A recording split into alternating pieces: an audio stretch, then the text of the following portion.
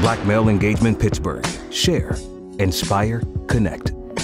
Tim Stevens, chairman and founder of the Black Political Empowerment Project, BPEP, and the co-convener of the Coalition Against Violence. Future hopes is that we, in a sense, reverse the course of where we have been leading ourselves in recent years. Often I say we've come a long way in the wrong direction. We've flipped our values.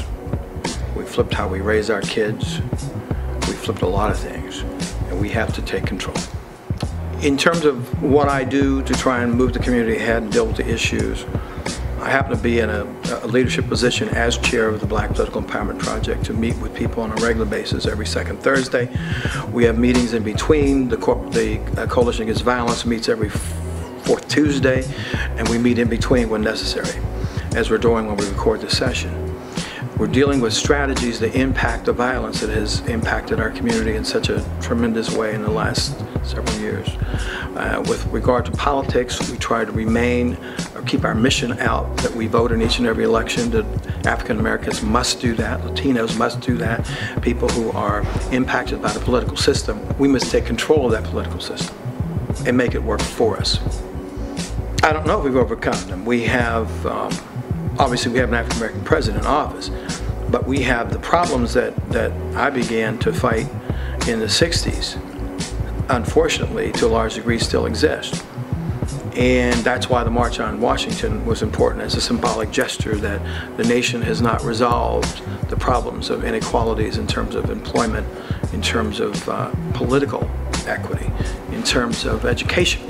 These issues remain in front of us. They're not going away.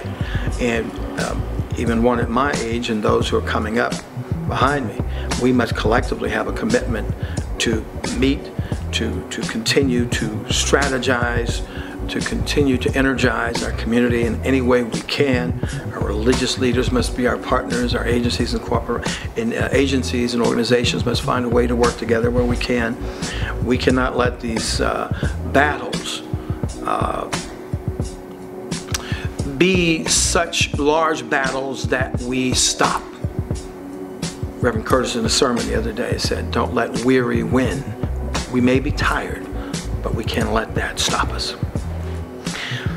I think that if we don't, as a people, make a commitment to make the change that's necessary to move our communities ahead across the city, the state, and the nation, if we don't individually make that commitment and make it in our organizations and agencies and churches and religious groups, it will never, these problems will never be solved.